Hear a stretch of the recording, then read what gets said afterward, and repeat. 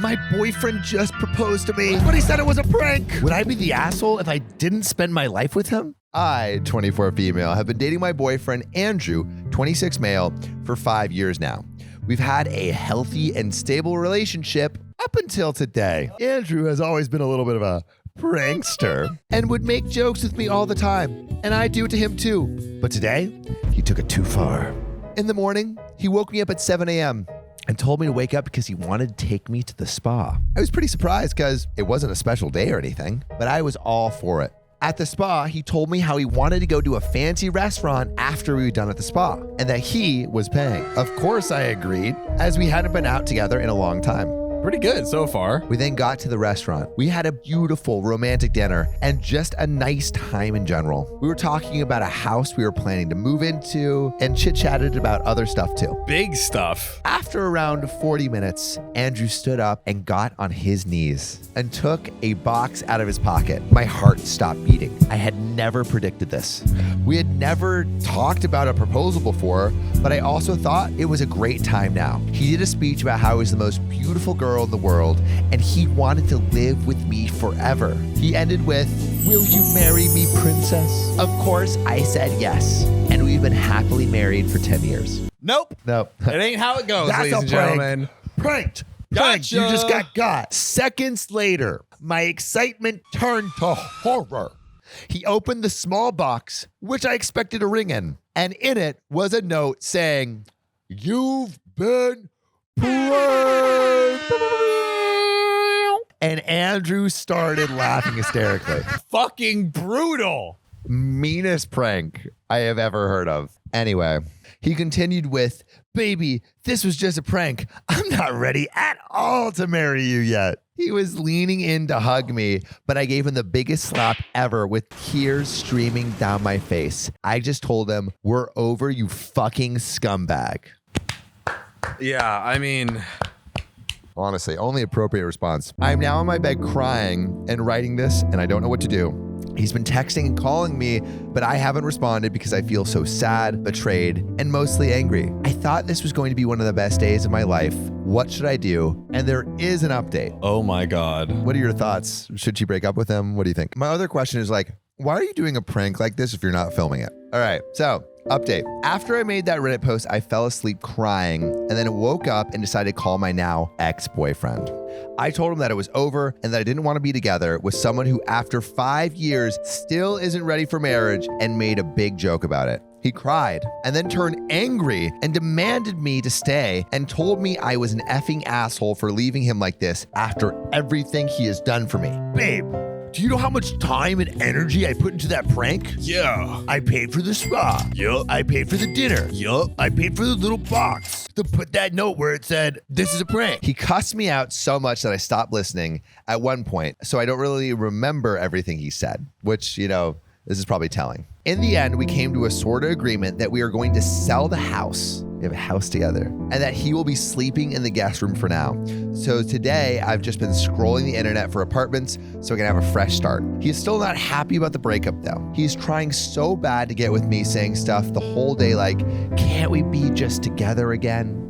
And this was just one small mistake I made. But the one that did it for me is, don't be so effing petty and drop it. You know we were happy together. You know you still want me. When he said that, I absolutely lost it and called him every single name I could come up with, then slammed my door. I think he told his family about this whole situation because today I got a call from his mom telling me how selfish I was and how I couldn't handle a simple joke. This ain't no simple joke, I would be disgusted with my child if they did this. but pretty funny. Like you're lying to me if you wouldn't click on the video. All right. It ended with her calling me a slut and hanging up the call. After that, I've gotten several messages from his other family members, such as his siblings, his dad, and even his aunt. I've tried to just block them all, but every now and then comes a new message. I feel like more will happen, but the next update will probably not be in less than a week or so, as I'm going to try to sell off stuff I don't need, find a new apartment, and fix everything with the house and stuff before we put it up for sale. I just want to get out of here as quickly as possible. And there is one final short update.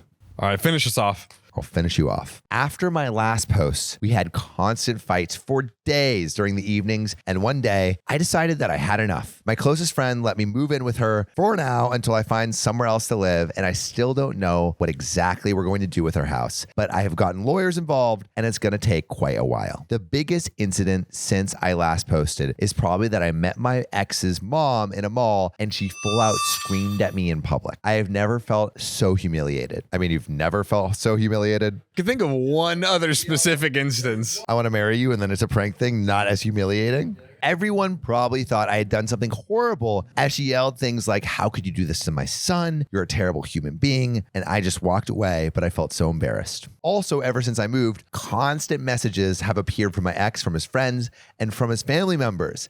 And they are nasty messages, such as, "No one would give an effing flying F if you died. You are a waste of space. You are such a self-centered sloot, leaving your boyfriend over a small joke." Again, not a small joke, massive, giant joke. I try to ignore them, but sometimes I do break down over them.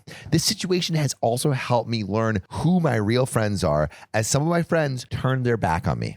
This whole thing feels so surreal, and it's going to take a long time for me to process it. However, if there is anything else that I need to update you on, I will. Thank you all again so much for the support. Honestly, it has been a lot.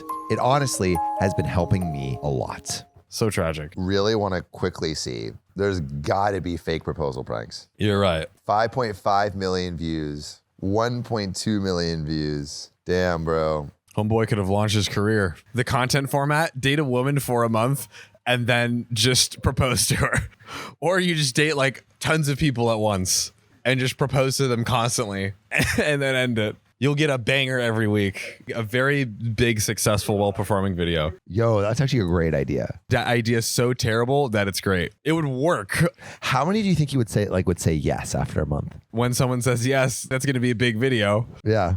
Well, then you just say it's a prank. And you're like, there's a camera. There's a camera. Fake proposals. Great idea. All right. Well, what would you do if you were proposed to and it was a prank? Let us know your answers below. And John, I propose we go to this next story. I do. My husband isn't over his dead wife, and I need him to move on. Am I the a-hole? I've been hooking up with Abe Lincoln in the afterlife. I don't care about you anymore. I got a fat piece of ghost ass, clapping them cloudy, ghostly cheeks. He freed the slaves and my orgasm. So, my husband Daniel, fake name for privacy, and I have been married for just under a year, and I love him very much. He has an 8-year-old daughter, Jane, for privacy, from his previous marriage, who I love as my own. He's always been respectful and patient, which is part of the reason why I decided to marry him. We met right before the pandemic when he had been recently widowed the year before, so we tried to take things slow. We ended up quarantining together, and after 3 years, we decided to tie the knot. The wedding ceremony was everything a girl could dream of, and we've honestly had very few issues in our first year as a couple. It wasn't until we went to pick up Jane from her summer camp that I started seeing an issue. What's the ish, bruh? Dish that ish, bish. I went up to meet him at the front desk, and I found him chatting up with the camp coordinator, which is all well and good until I overheard what he was saying. He mentioned that my wife made this for me, actually. She was really good at all that sewing stuff. He was referring to his ex-wife, Alyssa. Never speak her name. She is dead, and she's dead to you. Not me. It bugged me a little, but I brushed it off as a one-time thing, an accident. We don't talk about Alyssa much unless we're around Jane, and even then he usually refers to her as Jane's mom. I've never heard him call her his wife, especially now that we are married. She your ex. Kick her out. Get her out of here. It wasn't until a week or two later that I learned that he does this a lot. We were at a get-together with some friends from work, my first time meeting them. It was all good until one of them asked me questions about baseball. I admitted I didn't know much about the sport, and he said that was weird because Daniel had mentioned that I was really good at the game and even played some in college. Bro, stop talking about your dead wife all the time. It left me very confused. After talking to some more guys, I found out that this was a common issue. A lot of them thought that Alyssa and I were the same person because Dan called us both his wife. At this point, I got really offended. We had been married for 10 months and he didn't even call Alyssa his ex-wife yet. I was super awkward and explaining to people that he still calls his ex-wife his wife, and that was utterly humiliating, especially the amount that he does it.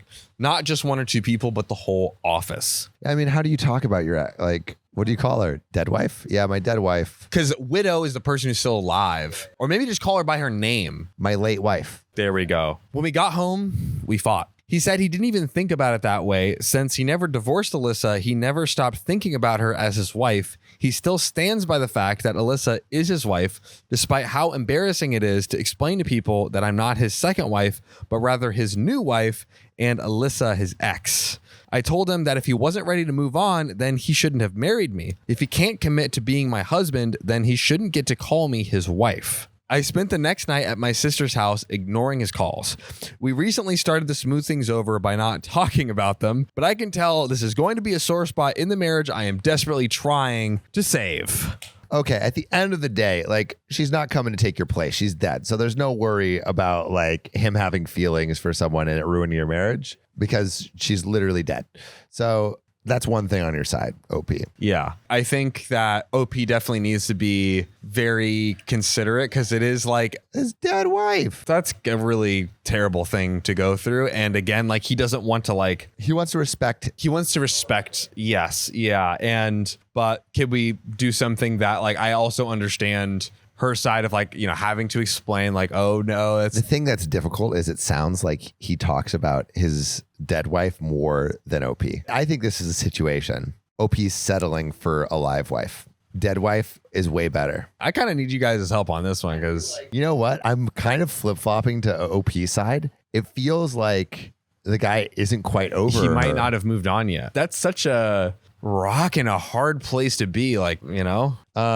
Yeah, I feel bad. I don't know. This is so tricky. Everyone kind of loses like it kind of sucks for everyone a little bit. I think there's a little bit of a-holery on both sides, but they also both have very valid, you know. I think a very okay thing for OP to ask is, can you call her your late wife? I think that is, and if he says no, Yes. then that's kind of whack. Ask.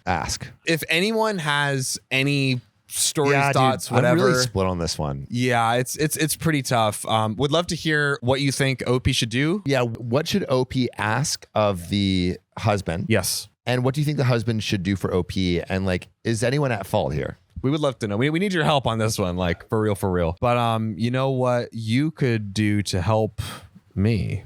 Resurrect story 3? Yes. Hit it. My sister is kicking me out of the house for leaving the door unlocked. So I told my brother on her, am I the asshole? I can't just, kick you out on the streets.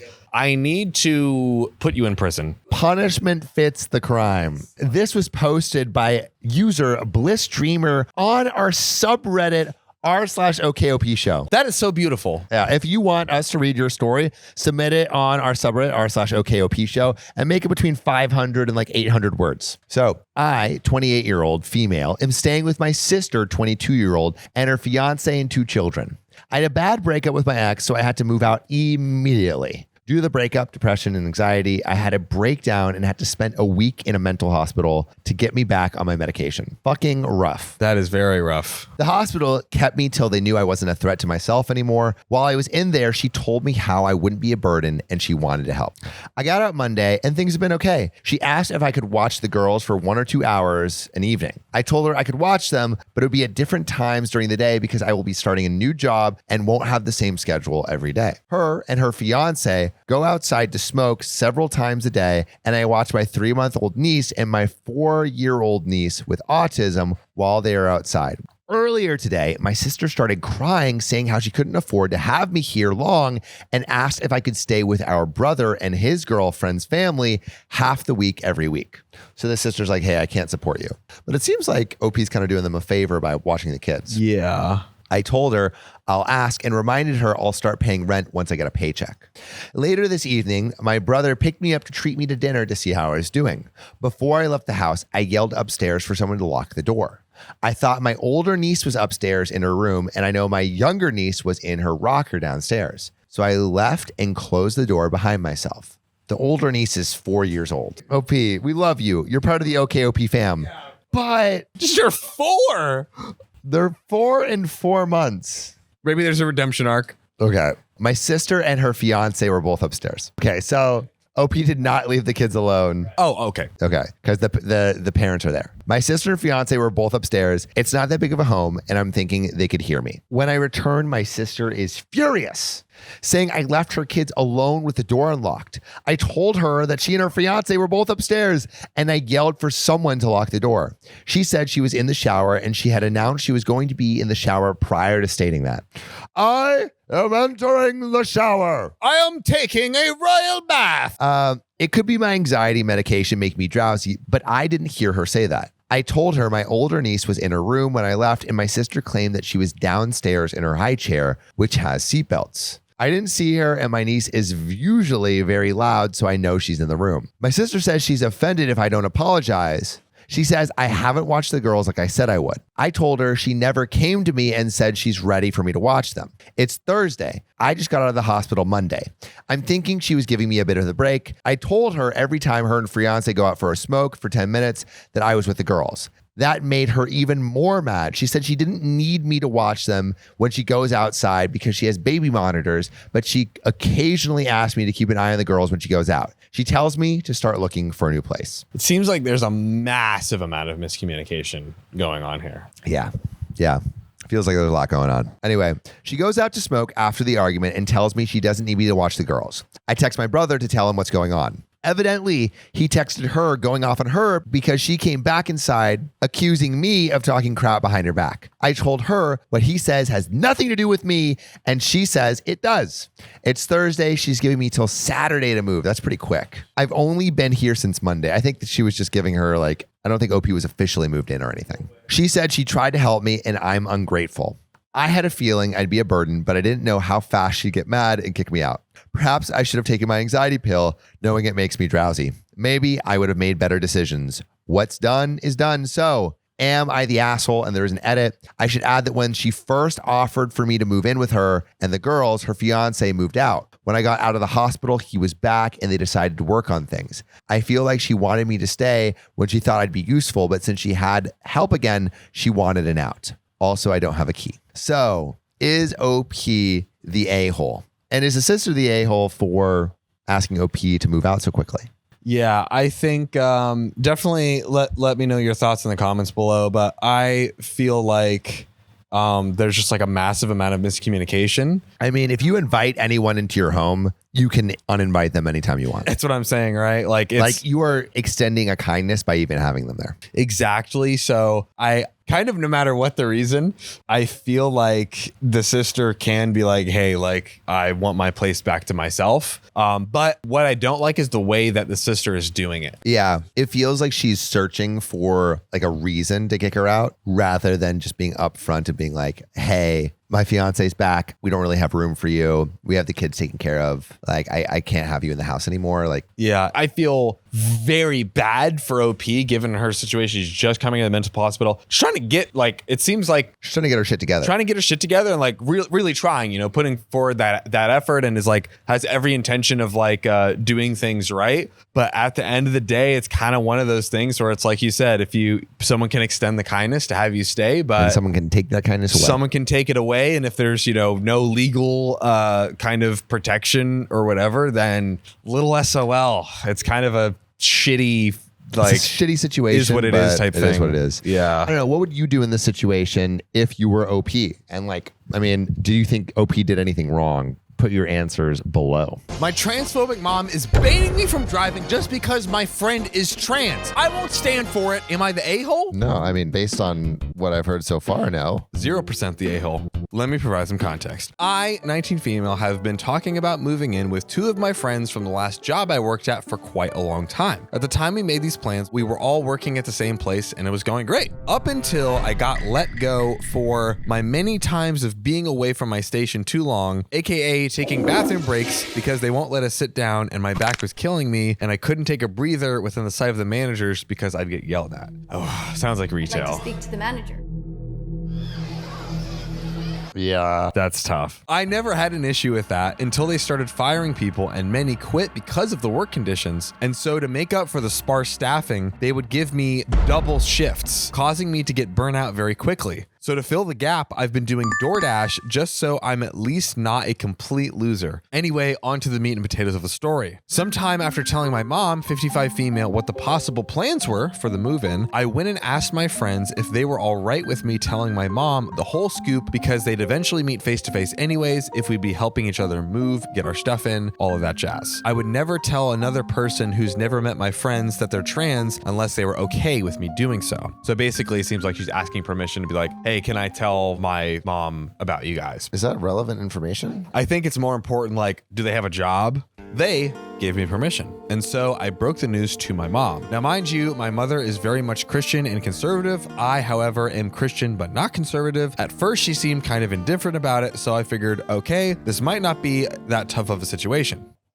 Since then, our relationship has become extremely rocky and we've both been getting into arguments off and on for a couple of months now. The hostility and bigotry have all been thinly veiled under the guise of protecting me and caring about mine and my friend's salvation. Now, as much as it makes me sad to know that their view of God is based off of the impressions they've gotten from their own Christian upbringings, because I wish I could help them see what God really is about, I'm very much against pushing my beliefs on those who don't express interest in sharing them. I wholeheartedly understand and sympathize with those who have experienced religious trauma growing up, and I wouldn't wish that on anyone or want to make anyone relive it for that matter. However, this willingness to love everyone no matter what walk of life they come from is seen as blatant enabling to my mom. No matter how many times that I tried to explain to her that LGBTQ plus people aren't evil and they just want to live without being in constant fear, I'm asexual myself, and she even has an issue with that, none of it gets through. I've tried the put yourself in their shoes approach. I've tried explaining that Jesus literally ate dinner in the presence of way worse people. I quoted, "He who is without sin cast the first stone." Nothing. Absolutely nothing. So now, because I'm still choosing to go forward with my move and do everything I can to get back on my feet, I'm being threatened with having my car taken away from me, which of course would prevent me from doing my DoorDash and making money while I try to land a more solid job. Totally forgot about that. Oh, shit. So that's like OP's main income. Here's the thing. I pay for my car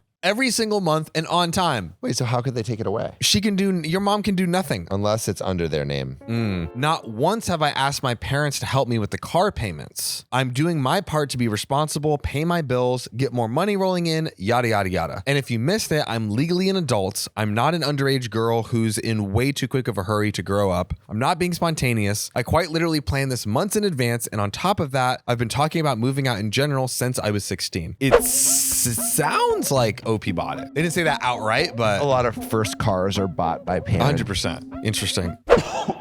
But I knew I didn't have anything close to the required means at the time. My plan wasn't even to specifically pick people who are part of the LGBTQ plus community to move in with. I don't think you should be like, I need a gay roommate. Yeah, that feels like a weird filter, but maybe it's like you feel more comfortable. And I guess around. OP's saying that they're not doing that. So Yeah, interesting phrasing. That's just who my friends happen to be, and I honestly don't care. It neither breaks my leg nor picks my pockets. I have exactly zero qualms. Now I'm caught in the crossroads between feeling like a complete screw-up / problem child and trying to push forward because I know I deserve for good things to happen to me. My mom keeps reeling me in and making me feel ridiculous, telling me that I'm acting out of desperation and jumping at the closest opportunity I see just because I didn't have many friends growing up. So much screaming, crying, and claims of betrayal while I'm staying mostly stoic the whole time. Deep down inside, it hurts. It hurts to know that I could be hurting my own mother. I'm having a fight with myself and my mother at the same time, and I honestly do not know how much more I can take. Please, someone tell me I'm not crazy. Anyone. Wow. I mean, you're not crazy for living with this person. Absolutely not. It sounds like your intention is to be supportive of them. Yeah. Like, I think OP's intention is all there, but the way OP went about it, like, was just not setting them up for success. Again, like, why share it? Why share it in the first place? Also, if you know your mom is going to be conservative and, you know, super religious, like, you don't need to share every bit of information with your parents. Yeah, 100%. You don't, I mean, you don't, like, you can, and like in some cases that's good, but in this case, it doesn't feel like it's necessary or helpful, and it's only made your life a little bit harder. And obviously the mom's an a-hole. 1,000,000,000%. What should OP do here? See if you can get the car under your name. I think just move in. Who cares? Yeah, move in. I wonder how the trans friend is doing in all this. If the mom has hopefully not done anything to them. I would be curious for everyone down below. I would love to hear your thoughts on the situation, what you would do. If you've had any experiences with your parents, close family, friends, whatever, that didn't agree with your viewpoint and you had to like, you know, stand up for your friends or something like that. Like, how did you handle that? Yeah, it's a tricky situation. It's a very tricky situation. Let us know, and we'll talk to you soon. And let's get into this next story. Boom. My mother demands I give her money from my book release, but I refuse. Am I the asshole? What's up with all these mamas and daddies trying to get in their children's pockets? So my parents have demanded money from any income I've had most of my life. When I was 12, I had a paper route that I never saw a dollar from. And when I was older, I constantly had to give/loan money to them and even used an entire paycheck to help cover rent more than once. Oh my God. I always assumed it was both. But after my parents split up, my dad stopped asking for money and my mom didn't. So it was obvious that she was the one always pushing for it. That's so lame. Like you should teach your kid to make money and like invest it in stuff. Like if you take it away, then they never learn the value of money. I hate when parents do this. I hate it. It's so lame. I love my mom, don't get me wrong. She did a lot for us, right, with raising me and siblings. As much as it sucked to keep giving my own money, I felt that I had to pay her back for everything she did. Misguided, I know. It's like you don't know the reality distortion field of your upbringing until you're out of it. Yeah, He probably thinks it's just normal. Like, oh yeah, my parents asking for all of my money, that's fine. Yeah. But it's not normal. But after my parents split up, she completely went off the deep end. She started doing heavy drugs and constantly going out to see men. Oh. Dang, where's that pocket money going? Hopefully to some birth control. You don't want a little brother. Or maybe you do. Not like this. I try not to judge her, but it all came to a head when I brought my sons over for a family Thanksgiving years ago, and she literally spent the entire day in her room with two guys getting a tattoo. Is that what they're calling it these days? Now she has no stable income or home and claims to be going to rehab every few months and has a new boyfriend every time I hear an update from her. She never makes an effort or time to see me or my family, including my 7-year-old son that she has never met. Oh. So I'm almost done writing a book. It's nothing spectacular, but I'm proud of it. And some people might even like it. I've been posting it on Facebook to my friends and family for people to help me review it and give their thoughts. A process that has taken a couple of years. And to no one's surprise, she has done nothing to help with. I plan to publish soon. And so I get a message from her out of the blue saying, with the money you get from your book, you can help me make sure I have a great Christmas with me and boyfriend's name's kids. I've shrugged off similar messages from her in the past, but this one really set me off. All I said was, no, any money I make goes to my family. Oh. But I wanted to say so much more. She's still in contact with my siblings, so I don't want to upset her and cause more drama. What I wanted to say was, I'm an amateur author doing their first book. This won't make much, if anything at all. And on the off chance I hit the proverbial lottery and people like it more than I'm expecting, I still won't give you a cent. My wife deserves help bringing in money for her family. My kids deserve a good education. And I have friends that say sup every couple of weeks and ask about my children more than you do. So I would give them money before you. So F you, F your boyfriend, F his kids that you care about more than your own grandparents. I just wanted to get this off my chest, and thank you. OP coming in hot. OP is a wordsmith. What can I say? That is true. You know, write this book. Yeah. Publish it right now. We'll read it, and you'll probably get more hits on this than your book. There we go. I do have to say, if the mom is optimizing to grift and just siphon as much money off of OP as possible, a first-time self-published book release is maybe not the most effective route. Low-key, like OP probably got a ton of traction on this Reddit post. What if? It's a marketing strategy. I was thinking the exact same thing. That's kind of genius. Riley, pull up the link. What if someone asks, hey, what's the book? And he links it in the comments.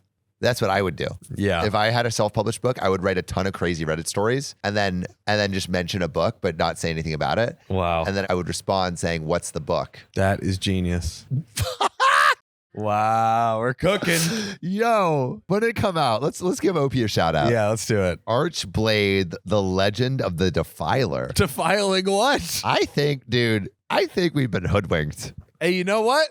Game recognized game. Game recognized game. You got us. You got us. Fucking all right. We're plugging Archblade the Defiler. Fuck you. Fuck you. You fucking got us. Game recognized game. All right, but let's get into the game of this next story. Let's do it. Am I the a-hole for not letting my son go to his bio dad's 1-year sober ceremony just so he can show off what a great dad he is? What, does he deserve some kind of medal for sobriety? I, 23 female, have a son, 3, with a man, 23 male. Just recently, his bio dad asked for him to be at his 1-year certificate ceremony. I expressed how uncomfortable I was going with him, and I've asked multiple family members on their thoughts, and they said that I'm being selfish for not allowing my son to go. So the bio dad is the 23-year-old. She just has a kid with him, but is not with him right now. So a little backstory. I got pregnant with my son in 2019 when I was 19 years old. His bio father was a closeted alcoholic and hid it from me until the time my son was born. And in 2020, I eventually left him before my son was born and I moved in with my parents. Everything went downhill from there since the start of COVID. My parents were really strict with COVID rules regarding holding my son. My son's bio dad did not like those rules, and that's when the yelling and screaming at me would begin. In 2021, I met someone else and moved out of my parents' house. The original bio dad and I have ended things a while ago, and my current partner still helps me raise my son. He does everything a dad is supposed to do. But my son's bio dad legally abandoned my son after starting to drink, and he started using substances. Legally abandoned. I like that. Yeah, I guess Like, that. do they sign the paperwork? Just like, hey, this is not my kid anymore? I'm guessing legally abandoning is basically completely waiving your rights to the child. He, as of last year, went to a program to help him get his life together. But anytime I have a conversation with him, he's only wanting to talk about how much he misses being with me and how much he regrets taking my love and kindness for granted. I've tried to make ways for him to build a relationship with my son without my son getting confused, as my son does not understand that his bio dad is his dad, but he calls someone else dad. I'm guessing her current partner. That's confusing for the kid. He asked me to let my son go to his ceremony to show off how great of a dad he is when he knows nothing about my son. So basically, the bio dad is like, hey, I'm a year sober. Let my son come so I can have a relationship with him. But he waived his rights as a parent. He keeps telling me how great of a dad he'll be and that he's worthy to be in my son's life as a dad. His actions don't align with his words, and when I ask him how he's going to back his words up to match his actions, he just says the same thing of how he'll be a great dad. I've recently told him that he can't just say he'll be a great dad. He needs to show me and not tell me. And when he doesn't get his way, he stops contact for months at a time. Yeah, Okay, bro, you're not ready. So am I the a-hole for not letting my son go to his bio dad's 1-year certificate? Update, I realized that I need to add some context here. My son's bio dad will only contact me when he wants to be praised for being a dad. Yes, he got sober, but he chooses not to be a part of my son's life. He only wants to see him when he knows he gets praise out of it. I've been raising my son without my son's bio dad since the day that my son was born. When he doesn't get his way, he stops responding, he stops communicating. The last time I had contacted him in regards to the ceremony, he had wanted his mom to take my son, and I was not comfortable with that. My son does not know his grandma very well, and we do try to get him to know her. Just our schedules don't always line up as I work and I go to school. And she runs her own business. And number 2, he'll be around a lot of people he doesn't know and would get overwhelmed. And when I expressed how uncomfortable I was with that, he stopped communicating. Only message I got from him was, have a blessed day. Previously, he hadn't texted me after my son's 3rd birthday, which was in April. And then he didn't text me until before Father's Day with a message saying how, since it's Father's Day, how is my kid doing? He's never asked what my son is into, what his likes are, his dislikes, how school's going for him. My son is super smart and I love being able to brag about that. He never takes any interest unless it's going to allow him to get praise for not doing anything, just simply claiming that he's a dad. And that's not what being a dad should be. He hasn't changed just because he got sober. He's the same inconsistent person that he was before he got sober. So am I the a-hole? So basically the question is she the a-hole for not allowing this biological dad who legally gave up rights to the child from entering into the child's life? Yes. And also on top of that, he's like not really making an effort besides wanting praise for certain things. Yeah, it seems like he's like wanting to get back with OP now, and he's kind of like, oh, hey, like, let me try to look good in her eyes by like doing things with. But he's not even really trying to make something work with the son. Exactly. It's like, it feels like performative. 100. I think that's exactly what it is. I think like, yes, the soberness is a step towards the right direction. I think there needs to be consistency. The fact that he's not responding for months at a time is a huge red flag. That's absolutely insane. But I want to know what everyone else would do. Put your answers below. Oh, and this is also submitted by an incredible OKOP fan, Global Base 9359. If you want to submit your stories, you can go to r/OKOP show. That's where this one is from. Throw your stories in there. We love reading them. So send them in. Thank you for the submission. We love when our community submits stories directly here. Absolutely. Send them in. We might just read it on the next one. My brother ruined my wedding by proposing at it. F him. I'm going to ruin his wedding. Am I the asshole? Let's go tit for tat. Yeah, titties are temporary. Tattoos are forever. That's exactly right. So I, 35 male, have a younger brother, Todd, 29 male, who had a complicated birth and had to stay a month in the ICU. And because of that, my parents have always doted on him and almost denied him nothing, even if it was to the detriment of my sister, Abby, 32 female, and I. My brother drinks in on the attention and has on more than one occasion made himself the center of attention at either my sister's, or a cousin's special event. You got to share the shine. He wants the spotlight. Because of this, Abby and I have a strained relationship with Todd and our parents. Unfortunately, Todd met and fell in love with Lucy, 24 female, who announced her own pregnancy at the baby shower my mom held for Abby. I also love how she said, unfortunately, my brother fell in love. Fuck you, Todd. When I proposed to my wife, Michelle, 30 female, I just wanted to elope, but she really wanted her family to be there, so I invited my family out of obligation. While out, my best man, Jim, 35 male, noticed a receipt from a jewelry store slipped out of Todd's pocket. Jim confronted Todd about this, which led to an argument. Jim told me everything, and I told Todd that he was no longer a groomsman because I knew he was going to propose at my wedding. They just know how much of an asshole Todd is. God. Todd cried to our parents, which led to a blowout. In my parents' eyes, since Todd never admitted that he was going to propose to Lucy at my wedding, I was unfairly judging him. I refused and brought up Todd's past behavior. My parents couldn't refute this and got Todd to agree to not try anything at my wedding. When has that ever stopped Todd? This wasn't enough to convince me to let him be a groomsman, but I warned him that if, as a guest, he tried anything, I would make him regret it. I will make you suffer. Fast forward to the wedding, and surprise, surprise, Todd walked over to Lucy and proposed to her during Michelle's father-daughter dance. No! And did it in a way so that everyone would notice. What the fuck? You've got to be fucking kidding me. Todd, what an asshole. Cue my revenge.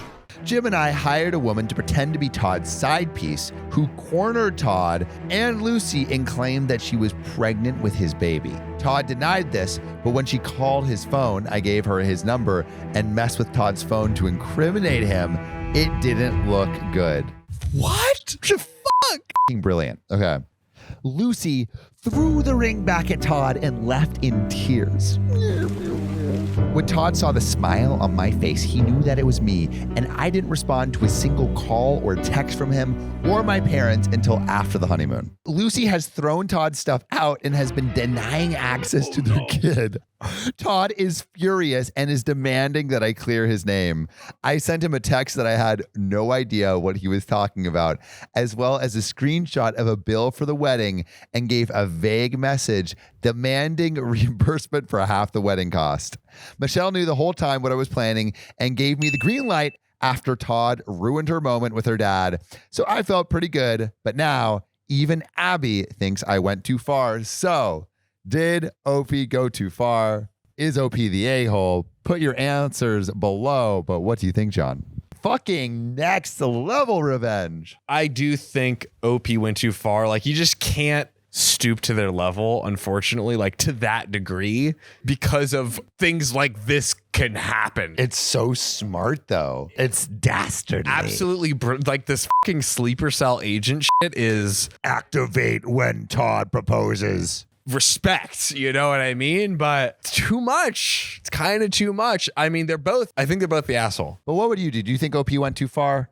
Let us know below. Let us get into this next story. My brother proposed at my wedding, so I decided to fire him. Am I the a-hole? Well, did you look at that? Another case, another scenario. Siblings proposing at weddings where they have no business doing that. OP is employing their sibling. So you have ultimate control. You can't fucking touch me, bro. Let's get into it. A bit of background. I own a publishing company and I hired my brother 3 years ago. He was jobless. Loser. And I offered for him to come and work for me. He was 22 at the time and is now looking to become a master plumber and start his own business. Is your brother Mario? Or is he Johnny Sins? Now, at my wedding, in which he was the best man, he decided that during his speech, he would give us all a big surprise. So he decided to propose to his longtime girlfriend right there. Me and my girlfriend were appalled. We both feel like he stole the shine from our day. Everyone else in our family was so excited and kept taking pictures with her, looking at the ring, etc. I decided to fire him the very next day. Damn. Deserved. Interesting. He still doesn't understand why. He claims I'm being selfish and irrational, and our parents agree. They're saying that business should be separate from our personal lives. But I just can't overlook what he did and how he ruined our day. Am I overthinking this? We do have a series of edits, but I have to ask everybody watching right now, please tell me, is OP overreacting? Here we go. Edit number 1. I should have mentioned this, but he will be getting severance. He is still my brother, and I wouldn't let him lose his home over this. But as a small business, I can't imagine seeing him at work every day, not now at least. Edit number 2, I reached out to him, and we have a plan to speak in person later today. And edit number 3, final edit. I love all of the people saying, you just been looking for a reason to fire him, and you're just jealous. He was my best man. I never felt upset about him opening his own business. And in fact, he has my complete blessing. This job was only supposed to get him on his feet again. I'm so happy he liked the field and wants to continue in it further. There was no malice before this incident. Well, it sounds like OP firing him pushed him further into his own practice. Sounds like a blessing in disguise type situation. Seemed like it worked pretty well. My question is though, actually, I wonder how many lawyers watch this show, and I wonder if there's any legal people in the legal field that could advise us on this thing of if OP's brother could sue. Excuse my burp. I would love to hear from the lawyers, but please, lawyers or non-lawyers. Oh, you know please what? Tell us anyone. Just let us know what you think. What would you do? And we're gonna get into this next story. Boom. My in-laws are forcing my moms to pick who will be the real mom at the wedding. Am I the asshole for not liking that? Hell no. We got 2 moms. Rock that. Rock that. Okay. I, 24 female, have 2 moms. Flex. They're parents of me and my 4 younger siblings. I am equally close to both my moms. And when I got engaged, I asked them both to walk me down the aisle. I also wanted to do a mom-daughter dance with each of them. My fiance is on board and said he would ask to dance with his mom. But when we brought this up to his parents, they protested, if we're meant to be doing these dances at the same time, it will look bad if I dance twice while he only dances once. My fiance said he could always dance with his dad if he was willing, and that was a firm no. Why does it matter? Why? It's cute. John, because it will be uneven. So then he said he could always dance with a sister, but they said that would still look very strange on the day. They said I should either do one dance and swap moms halfway through, or I should decide which of them is more like a dad to me and pick that mom to dance with. Just cut the top half of one mom and the bottom half of the other, put them together and dance with that. My fiance said his parents were crazy and it was an insulting thing to imply one of my moms is the dad of the household. He pointed out my siblings and I have no dad, just moms. I told them it would be sweet to see my future father-in-law dance with my fiance, and that would make things even. Mother-in-law said I was being ridiculous and was not doing a very good job of making a good first impression as a daughter-in-law. You're not making a good impression as a mother-in-law. True. My fiance told his parents they were the unreasonable ones, and after that disagreement, he asked his sister for a dance at the wedding, and she said yes. But his parents are still unhappy and still believe I am trying to show them up in some way. They claim, yet again, that I could dance with both moms, but should not do it in a single song and not make such a big deal of swapping between them. They accuse me of being unreasonable and unwilling to compromise. I feel bad that so much drama has come from this. I also hate how my father-in-law couldn't just dance with his son and that would even things out, but he acts like it's some disgusting concept. It feels very much like homophobia is at play, and maybe not entirely because I have two moms, but because such a big deal was made out of the father-son dance. But maybe I should be willing to compromise here to keep the peace. So, am I the asshole? Wow. How can she be homophobic? Her daughter-in-law's moms are gay. I mean, but she's not the homophobic one. It's the mother-in-law. The mother. Oh, Yeah, her mother. daughter-in-law's moms are gay. True. Oh, my God. Also, I think we talked about this a few episodes ago, but there was the whole island boys like kissing each other thing.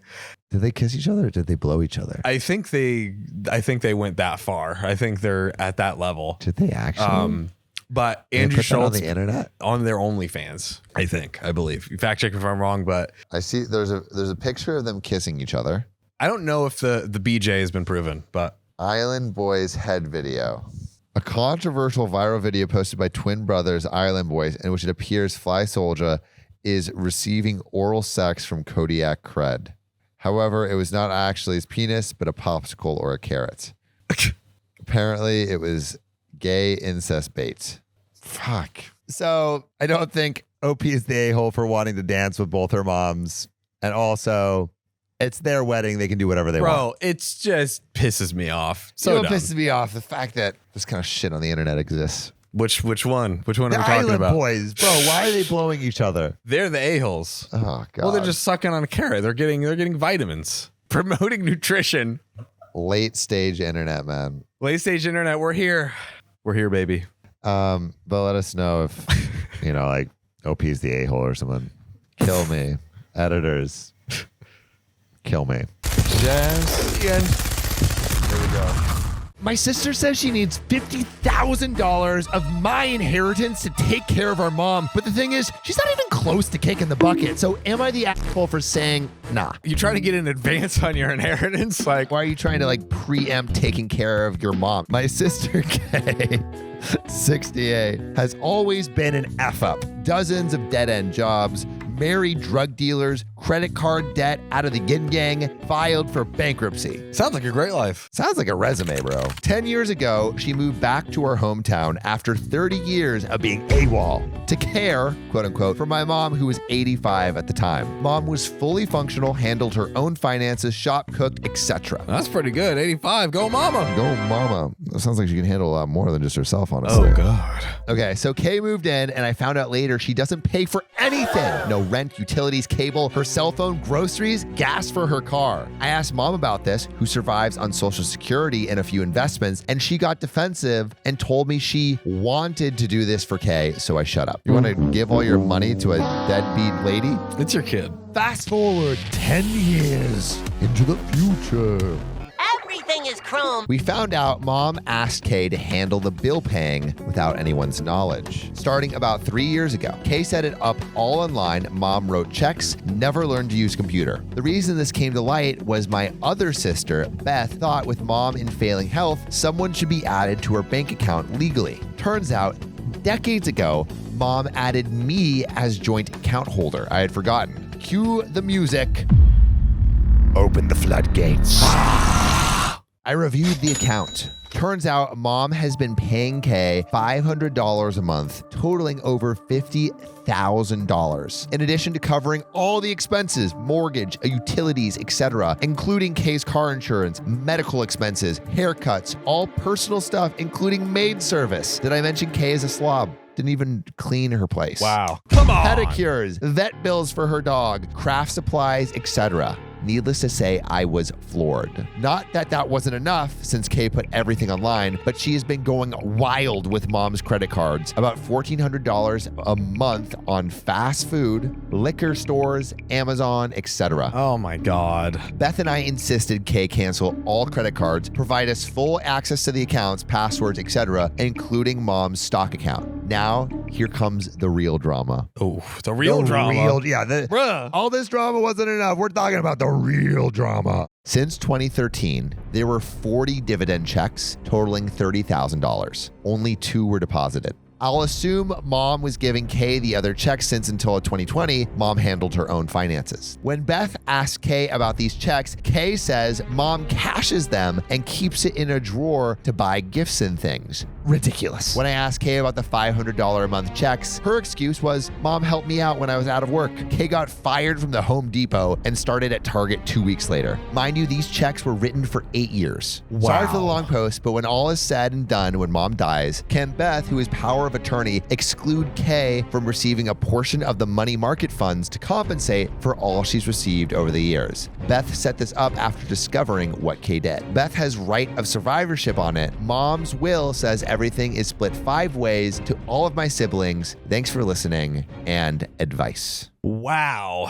My God. This is one where you don't think it can get worse, but then it gets worse. I don't know. I guess the question is, what should/can OP do here, right? Is it fair to take away the money, the $50K that was spent by the sister? I think so. Yeah, right. It's just like, you spent $50K, we're going to take it out of your future inheritance. Oh, yep. I don't know. What would you do in this situation? Like, it seems like there was a little bit of foul play. It seems like Kay was pretty terrible in how she took advantage of the mom. Yeah. But it seems like also the mom was okay with it happening. So Yeah. I don't know. What would you do in this situation if you were OP?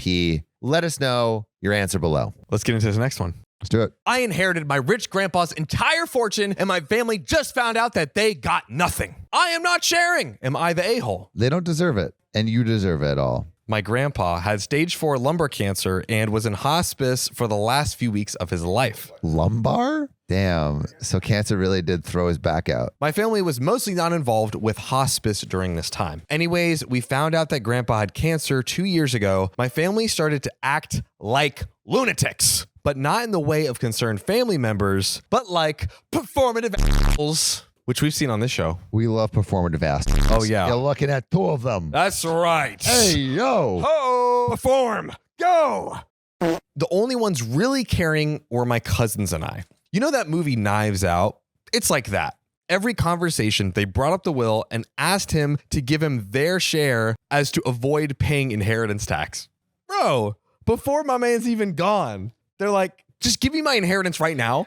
Then, when the cancer progressed, he said he didn't want any interventions and just wanted to live his last months in peace. Yeah, you didn't want all of your family harassing you to give them money. Yeah, can you f off? Because there had not been any adjustments to the family will, my family was pushing for a court order for further treatment. While that was happening, my aunt moved herself into the house. My cousin later told me it was so she could make claims on the inheritance after he was gone. Yikes. My God. She is not a medical professional, but she made him go keto or paleo. He was too weak to fight her on that.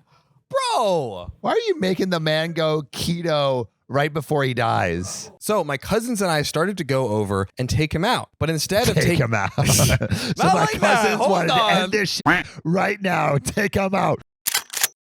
But instead of taking him just to the park or something like that, we would take him out to see horses, the cinema, pubs, etc. Oh, that's actually really nice. Basically, he had a bucket list, and we would sneak him out and do that. It's very sweet. We would also sneak in the foods that he wanted. And the night before he went into hospice care, we shared a few glasses of whiskey with him and a cigar. Nice. Cute old man activities. I Right? That night, he told us that we would be the sole inheritors Wow. of his estate. Wow. I mean, it makes sense, right? Yeah. They're actually treating him good. Dude, low key, all you got to do is treat them really well right before they die, and then you inherit everything. With our oldest cousin being the executor of the estate. He asked us not to say anything. He just needed us to sign something. He passed a week after that. When our parents got wind of the situation and that they were only being given $5,000 each, all hell broke loose.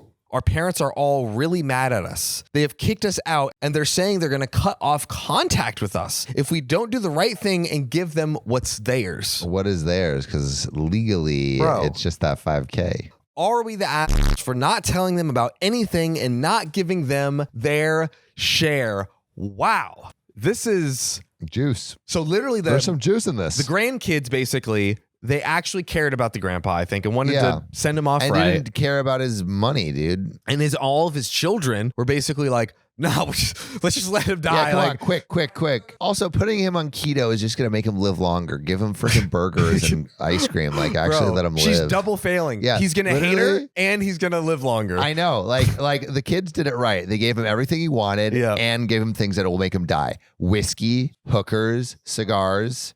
The all trifecta. Things. They really were speed running that shit. The crazy thing to me, though, like this just shows you, I mean, the parents are giving dirtbags. They're saying they're going to cut off contact with their children if they don't get the money. Also, it is his money, and to respect his dying wish, I think is the right thing to do.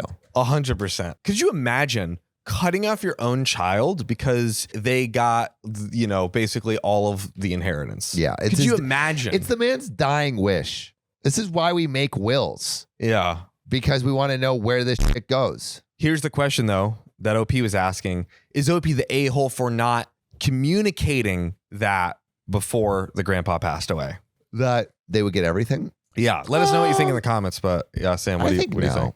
I think no, too, right? Because like, even though it wasn't like the direct response to his wishes, he's just like, oh, I think the grandpa actually said explicitly, let me double check. He asked us not to say anything. Oh, so they were literally respecting his last wishes. Literally biggest not the a-hole ever. But I want to know what y'all think. Put your answers in the area below. Speaking of things finishing out, Sam, you want to finish us with this last story? I would love to finish everyone Blow right me now. out. I'm going to blow your back out. Listener. Hey, baby. Oh, God. Listen up. Cut it, Riley. Is that back of yours Finish it. unblown? Let it die in peace. Let me let this story end. Let me insert something in to blow it out. And that's this next story. I'm cutting off my dysfunctional family and using the inheritance to start fresh. I'm not giving my family a cent. Am I the asshole? You know, it's kind of nice when you're leaving a dysfunctional family to get some money to function. This story actually comes from our subreddit r/OKOP show, and it's posted by Panda Natural 1513. Also, this is written very well, so I appreciate you, Panda Natural. We love great writers in our subreddit. I, 23 female, am the youngest in what can only be described as a disastrous family. Oh, God. My mother is a severe alcoholic and has untreated bipolar disorder. Her explosive emotional episodes and phases of withdrawal have become a constant fixture of our lives. My father is virtually absent. Like, does he come in on Zoom meetings or something? What does that mean? He's a sim. But when he does grace us with his presence, he brings along a shadow of his gambling debts and the company of questionable characters. Thanks, Dad. My twin brothers, 27, are their own brand of calamity. One is spiraling in a devastating meth addiction, while the other hasn't stepped outside in 2 years due to a crippling gaming addiction. Gaming addiction? Bro, they're all addicted to different stuff. Oh my God. Yeah, you're right. And OP is addicted to posting on Reddit. Oh, better than those things. Amidst this mayhem, I've been working 2 jobs while also studying psychology in university. You know what OP is addicted to? Success. I'm a few months from graduating and have the chance to escape this chaos, but here is the controversial part. My estranged grandmother recently passed away and surprisingly left me with a sizable inheritance, enough to give me a fresh start far away from my family and their issues. However, it also feels like a lifeline I could use to help my family get them into therapy or rehab / pay off my father's debts. Despite this, I am strongly leaning towards cutting ties with them completely, using this inheritance for my own fresh start, therapy, and continuing education. I love that. The prospect of throwing myself back into the pit of my family's dysfunctionality terrifies me, and I fear it will consume me entirely if I don't distance myself. I don't know how big this inheritance is, but if it ain't like millions of dollars, I don't know if any amount of money is going to solve what's going on with your family. You'd probably burn through it and be either at the same place or worse. Yeah. Honestly. I would, OP, I would cut it and run. 100%. But the guilt is overwhelming. Am I the asshole for considering leaving my family behind given their struggles when I have the means to potentially help them? How can I ensure they get the assistance they need while also safeguarding my own mental well-being? I appreciate any advice or similar experiences. Thank you, Reddit. Okay, I want to know what all of you think. Put your answers below. But John, what are your thoughts on OP's situation? Man, yeah, I'm very curious to hear everyone's thoughts because I think this is definitely a tricky one. It seems like this like threshold of dysfunctionality where it's like it's just a lost cause, and maybe OP's helped in other ways and it just didn't pan out to anything. If there is some like I think there could be situations where a family member could be just before that, and it's tempting to do it, but if we're seeing everything and understanding it as it is, it seems like the best thing to do is to move on. Yeah, well, I mean, it's like, Right? it's the whole thing. If you know you don't fill your own cup, you're not going to be able to fill anyone else's. Yeah. I think OP needs to really take care of themselves first. Yeah. And then maybe later they can come back in and help. But Yeah. I don't think spending all your money on fixing your family, one, I don't know if it'll even help. And two, I think it is just going to suck your mental health in a way that will prevent you from helping your family in the future. Yeah, because like let's say OP had an extra like $200,000 to split between them, right? Like, hey, I'm not gonna get dragged into this, but I'll give you this to deal with your problems. That will probably only exacerbate whatever's going on, especially the meth addiction. Yeah. So And the gambling addiction. Woo! Got an extra $50,000. I'm up, baby. No, OP, I think you got to get your shit together. I think so. I think so. Keep doing you. Keep building yourself, Yeah. OP. Keep building yourself, and also keep building a relationship with us by maybe subscribing. Ooh. Have you thought about that? Have you thought about it before? Maybe you should. Yeah, we maybe never even asked consider subscribing and stop just like being such a tease. How about you put a ring on it? And yeah, or just thrust in with that little push.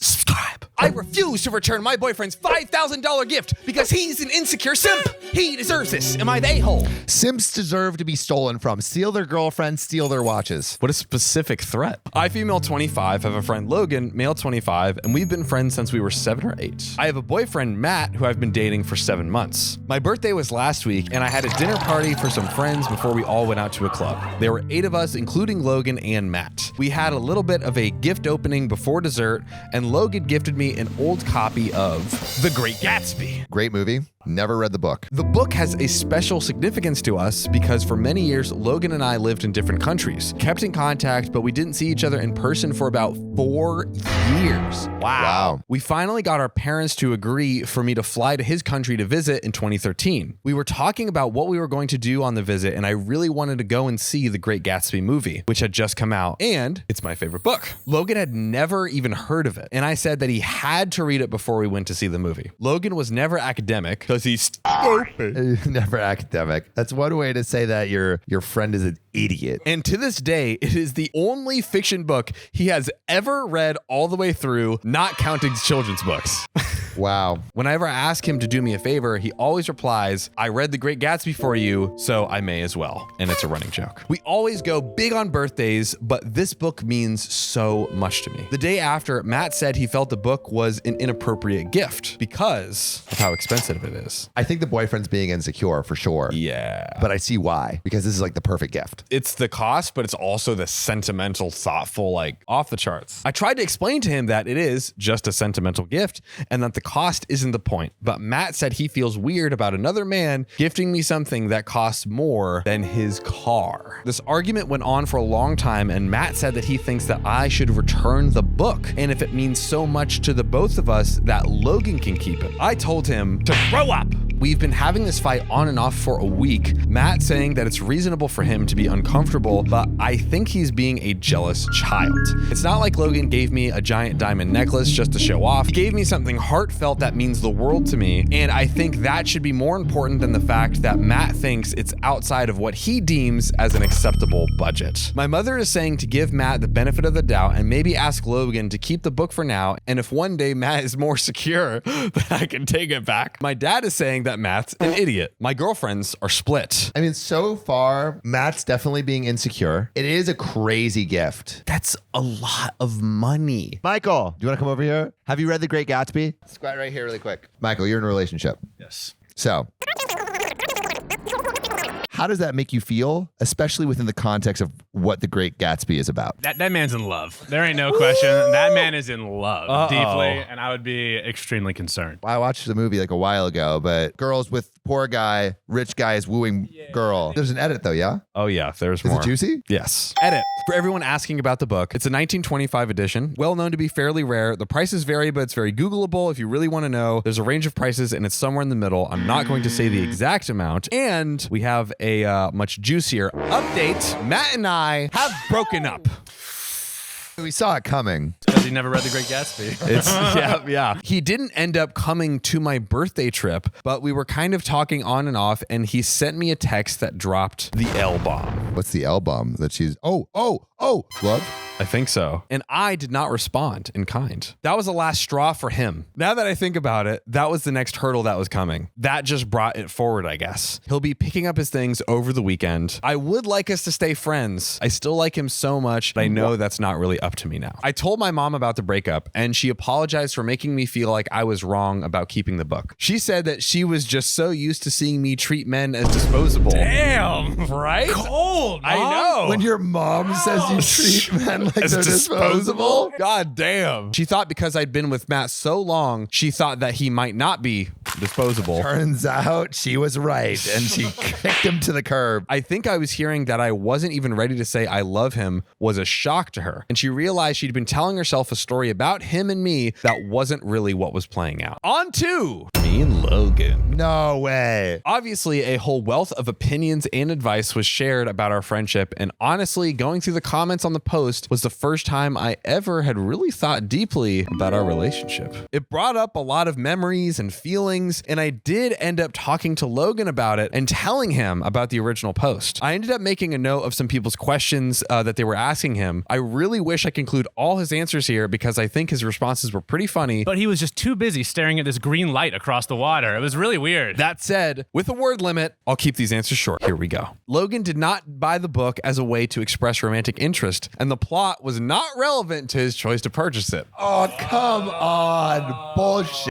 Logan said that he has never wanted to date me. And finally, feelings are complicated. I feel like this, like everything just kind of is fucked. So she has no one. Her mother doesn't respect her. No. Yeah, I think that's who she needs to talk to. I think it's time for her to negotiate some boundaries with her mother. I think that's the most concerning part of this story, all right? Yeah, was her mom the asshole? Was her mom the asshole? The Yeah. hidden Was the asshole mom the the whole time. asshole for saying you treat men as disposable? But I think what I'm very curious about from like everyone, all of you guys right now is like, how would you react if your significant other's friend of the opposite sex gave them a gift worth like 10 grand? It would be weird. I think it would be weird. Okay. Anyway, Wow. let's get to this next story. Thanks, Michael. Cheers, y'all. Peace. My lying boyfriend is prioritizing his ex over me, so I told him he has to choose. Am I the asshole? Also, this is a submission from our subreddit r/OKOP show. So if you want to submit your own stories, go there. And this story comes from user otherwise sentence 340. Shout out to you. So last night, I, 27 female, found out my boyfriend, 30 male, is still talking with his ex-girlfriend. What kind of talking? Booty pics. Oh. Just from him, though. We had a few drinks and we're watching a movie when I noticed he got a text message. Nothing unusual until I saw that when he clicked on this message that it opened up with a picture of a woman, his ex. I immediately asked him what was that and why/how is he receiving any communication from her? A little background. My boyfriend and I met 8 months ago and we clicked in a way neither of us expected. So much so that when his job moved across the country last month, I decided to go with him. I love him completely and I feel deep down that he's the one. Wow. I left my hometown of 27 years to be with him. Yes, I understood it was not that long of a relationship, and my friends/family did have their doubts about him, but supported my choice and offered their hand in case anything happened that I would need to get back home. Now, we've had conversations about our exes, and he did tell me about his prior relationship with Brittany, 34 female. I will name her because screw her. Damn, girl. My boyfriend came from another country about 10 years ago, and he dated Brittany for about 7 years on and off. She was unemployed and had too many kids she could even take care of. So she stayed home while my boyfriend paid her and her children's bills. Oh, God. Obviously, how OP is writing about her, she loves Brittany. He doesn't like to talk about it, but from what I gathered, she used her children to emotionally manipulate him into doing everything for her. He's the kind of guy that's aiming to settle down and have a family of his own, so I get why and how how it dragged on for 7 years. I never really held that against him. I had an emotionally abusive ex too, but that was well over 2 years ago. I've had time to process, and I have zero contact with that person. Near the beginning of our relationship, he mentioned how his ex still asks him for money occasionally and was even trying to contact him through his job. She still claims because my boyfriend used to provide for them, he should give her money whenever they need money now. You helped me in the past, so that means you have to help me forever. The logic these people create to justify their demands. Give me $1, now give me $1 million. He works for his uncle, and his uncle is aware of their situation, so obviously he's hung up every time. At that time, I asked if my boyfriend had any other contact with her, and he said he had blocked her anytime she tried to. I think just as an act of trust, if I'm not talking to my ex, he doesn't talk to his. And we agreed. And we left it at that. Fast forward to last night, and I kind of blew up. He immediately held his phone up to show me he's blocking the number, but in actuality, the number was already saved under a contact with a different name, Patrick from work. Yeah. I know for a fact he has taken calls and texts from this contact before, and I haven't met a lot of his coworkers either, so how would I know Patrick wasn't actually Patrick? We had a huge fight, and I wanted to leave our apartment so bad. He begged me to stay and held my purse away from me and kept asking if we could just talk. I was extremely upset, and I said, we don't have anything to talk about. I feel like our whole relationship is a sham.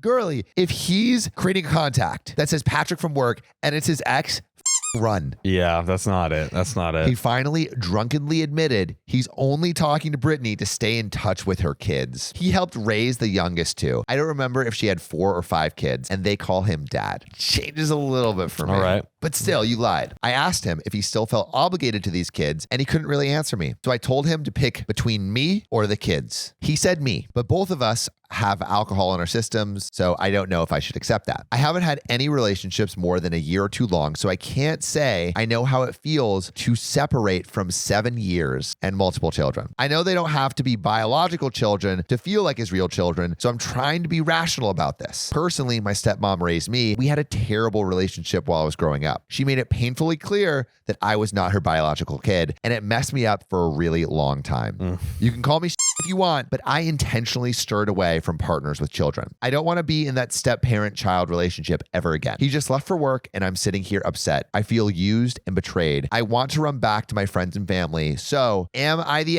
asshole for telling him it's me or them? I want to know what all of you think. Put your answers in the comments right now. Is OP the asshole for giving this ultimatum? I mean, the big thing is he lied. Yes. And like Patrick from work on his ex's contact is So bad. So bad. Really, really, really bad. And he kept lying about it. And I also just have a suspicion that it's both. It's maybe he does really care about the kids. I think that's totally possible.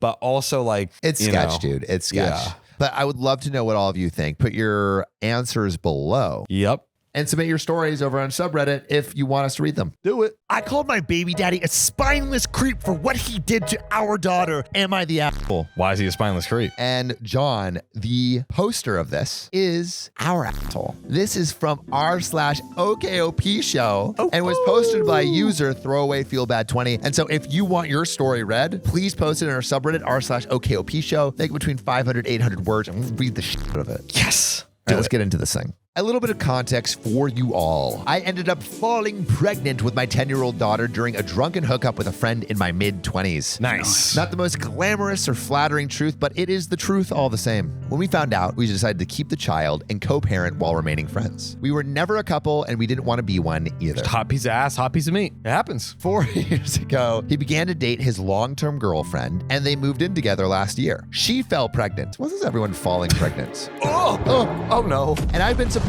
to them both as much as I could be without crossing any lines. I've encouraged my daughter to help out whenever she's staying with them during the pregnancy and to behave. I've also made it clear that I want the children to have a close relationship despite having different mothers. I've even said that if they were comfortable with it, on nights, I have my daughter. If they ever want time alone, I'll babysit once they have the baby so my daughter can spend time with her sibling. All in all, I thought everything was going great. And I was excited for my daughter to have a sibling as she's always wanted one, but I had no interest interest in having another child. 3 days ago, my friend and his girlfriend had a daughter. They asked me to bring my daughter to the hospital to meet her little sister yesterday alongside others of the family. It would be so cute, you know, all the family get together. Yeah. What could go wrong? Nothing. I did exactly that, but when they introduced us to the baby, I was shocked. You ready? Tell me. They used my daughter's name. Uh-oh.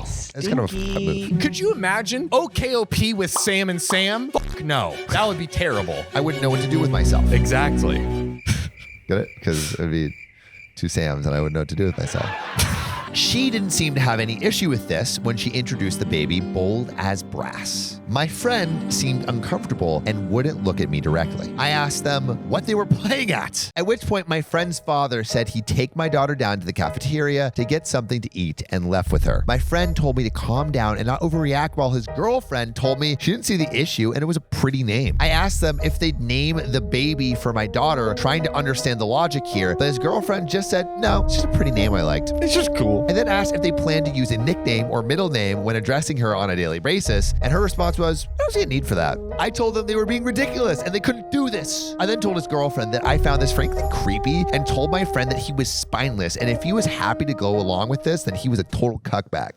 Didn't say that, but I just said that. Yeah. He tried to claim our daughter could use a nickname or something, but I shut that down immediately, asking why it was more reasonable for a girl who has used that name for a decade to shame her name compared to a baby who has no concept of what a fucking name is. His girlfriend told me I was being a snitch talking to her like that after she just gave birth and asked the nurses to remove me, saying I was being disruptive. Maybe my temper is running a little too hot though, and I was too harsh on her when she just gave birth, but it's so fucking weird. Edit, I like to also state, I know that what they want to name their child is their choice, and they could have called her Dinosaur for all I care, but this is just the one name that should be off limits or adjusted. They even have the same surname as they have the same father. Something about it feels malicious and deliberate, as if she's trying to replace my daughter, and for both of them to spring it on us like that at the first meeting was weird. That is hilarious. So, to everyone listening and watching, what do you think? Is this a weird thing to do? Is this completely normal? John, what are your thoughts? I mean, I'm just imagining right now, there's a Samuel Donner, and then 10 years later, there's another Samuel Donner. And like, hey, can you change your name to like Gerald? I don't know, but like, what do you think? A-hole move? Yeah, it's not cool. I don't think it's cool. I don't think it's cool. But I want to know what everyone else thinks. Put your answers below. But maybe we should get into this next story. Let's do it. I made another woman pretend to be my girlfriend in front of my actual girlfriend, but I can explain. Am I the a-hole? I, male 25, was out with my girlfriend, 25 female, and some other friends. We were drinking, having a good time. I smoke. I'm trying to quit, but we went outside alone for a smoke. I was standing in front of the bar, kind of a short walk away. I don't like standing right in front of the door because the smoke gets into the bar or establishment. Then this frantic looking woman was walking at a normal pace, and then there was a guy a couple feet behind her. She walks up to me and says, "Hey, baby." Can I do it? No one will want to listen to that voice. You're right. Hey, baby. I'm glad you were waiting where you said you'd be. I was confused at first, but I quickly understood the situation. This guy was weird, and on the way up, he was muttering weird things like, just give me your number, and you're so pretty, and I just want to talk to you.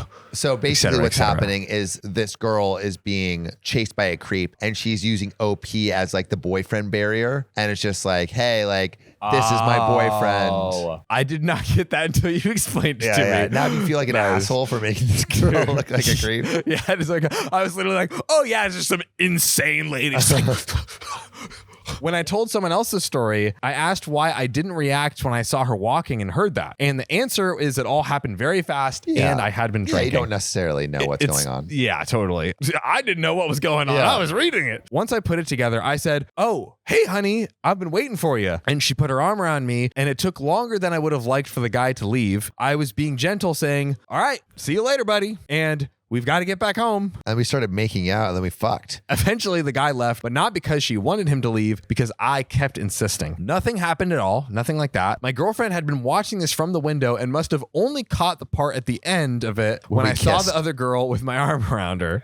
My girlfriend is not the type to cause a public scene. She'll wait until a private time to air out her grievances. This girl had no money for an Uber and was planning on walking home, but felt too nervous. So I arranged for an Uber to pick her up and waited outside with her until until the car came. Jumping ahead to when I was at home with my girlfriend, she asked me, what was all that about? And wanted to know why her arm was around me and why I stayed after the creep left. She put together that the guy was being weird, but she said I shouldn't have let her put her arm around me. Bro, I mean, they're freaking role playing for safety. Yeah, it's It's a terrible way of putting it, but like that is what's happening. yeah. Even after the guy left, she removed it. None of my explanations were working, so I just turned to her and said, "What would you have wanted me to do?" Right. A fair question. And if you were here, what would you have wanted the guy to do? She just couldn't answer and said to stop flipping it. Come on. Come on, dude. Man was literally preventing this girl from like possibly getting assaulted by some fucking creep. Yeah. To role play to save a woman's life. You keep saying role play. It is role play. I guess it technically, but It's like role play. to Role playing for evasive safety. maneuvers. It's safety role playing. Technically, sure. Is that wrong? Maybe we're a little off. Maybe we knows? aren't. Who knows? Let us know in the comments. But Sam, let's get into this last story. Let's get it. Boom. I found something dead in my apartment, but my landlord doesn't want to do anything. So I have a plan for revenge. Am I the asshole? And also, this story comes from a YouTube comment from commenter Nikki Davis. So Nikki Davis, thank you for commenting your story. Yes. If you want to comment your own story and want us to read it, put story time before your comments. That's right. We'll And read we love those fat, juicy, like 500, 800 word stories, well written. Throw them in Throw there. it in there. So, my former landlord did not provide any heat source. Sick. No heat. During one of the coldest winters the state has ever faced, I was able to see my breath in the trailer, and at times it was colder in the trailer than it was outside. When I toured the trailer, I requested a new used fridge as the current fridge was caked with mold and still had stuff from the last tenants in it. I was told he had already done that, and he might have gotten away with it if there still wasn't mold and a bottle of water in the fridge. The oven kept catching on fire no matter what I tried, and the stove had one working burner that also got on fire when used. No. OP, this is a shit-living situation. Unfortunately, I did not notice a hole in the wall in the kitchen cabinets before or even after when I moved in, and it only got bigger. I took many attempts to repair it, and he would take several days or weeks claiming he was short-staffed to repair anything. And then I found it. The corpse of a mouse.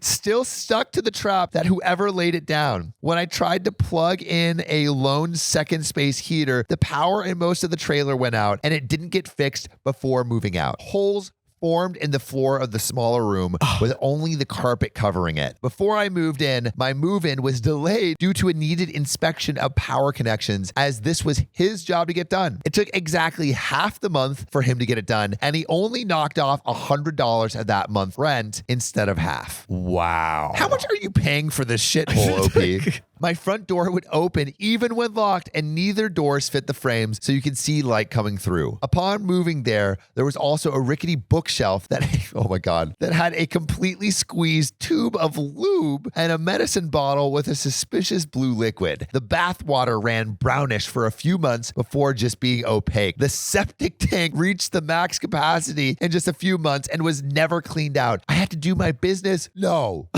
Nikki Davis, I had to do my business in the bathtub for the remainder of my tenancy. Flies were also a major problem, as well as ants. As I was trying to clean the place and move the remainder of my stuff, this man had the audacity to come by and tell me how disappointed he was that I made the place a mess. Hard to really clean with all the problems above, on top of having stress and major depression, as well as 3.5 months in, I had an accident and ended up with a 1.6-inch blade in my hand and was unable to do hardly anything with that hand. Nikki Davis. Nikki. Please live somewhere else. Nikki, maybe you give us an update. Yeah. Update. What is your new living situation? Please tell me it's good. Please. Oh my goodness. I feel so bad for you, OP. I know. Well, I want to know about your quote unquote fun living situation. Put those in the comments below. And Nikki Davis, I Nikki. hope you're doing better. Please love you. put an update in the comments. Put story time at the beginning so we know that it's story time. That's and right. Again, 500, 800 words to anyone who wants to submit a story, or you could submit the story to r/OKOP show on our subreddit. We love you. See you on the next one. See you soon.